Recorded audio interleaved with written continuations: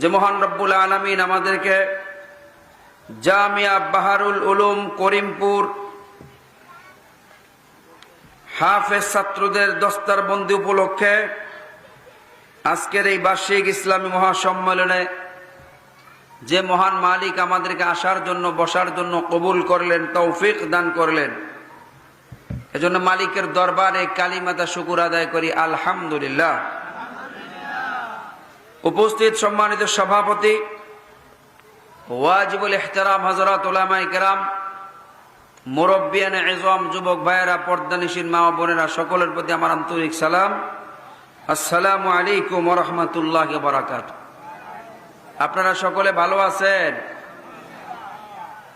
সবাই একটু মধুর সুরে সুন্দর করে বলেন আলহামদুলিল্লাহ। এখনো পর্যন্ত শীত শুরু হয় নাই, এজন্য ওয়াজের মধ্যে আপনারা কোনো এমএস পাচ্ছেন না।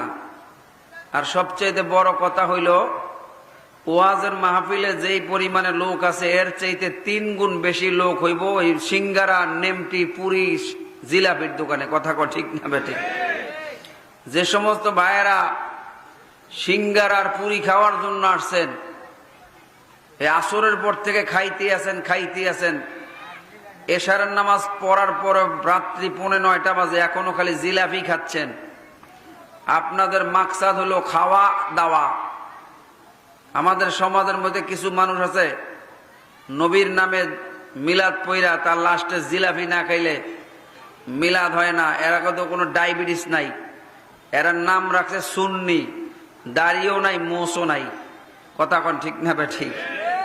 অতএব আসুন, আমরা এই যে এত বড় একটা মাহফিল আয়োজন করছে বাহারুল উলুম মাদ্রাসা, এই মাদ্রাসার বার্ষিক মাহফিল, সুদূর ঢাকা থেকে উলামায়ে কেরাম আসতেছেন, বয়ান করতেছেন। আমরা এদের কথাগুলি শুনবো, মানবো। আল্লাহ রব্বুল আলামিন আমল করার তৌফিক দান করুক। জোরে বলেন আমিন। আমি আমার বক্তৃতার শুরুতেই শুকরিয়া জ্ঞাপন করছি সেই মহান মালিকের দরবারে, যে মহান মালিক আমাদেরকে সুস্থতার সাথে, ইমানের সাথে জিন্দেগি বসর করার তৌফিক দান করেছেন। সকলে বলি আলহামদুলিল্লাহ।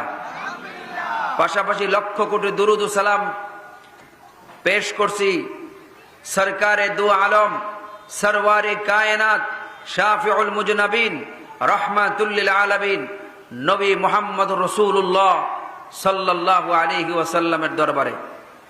প্রিয় ভাইয়েরা আমার, এটা একটা মাদ্রাসার মাহফিল। মাদ্রাসা হলো নবীর ঘর। কার ঘর? নবীকে আমরা ভালোবাসি।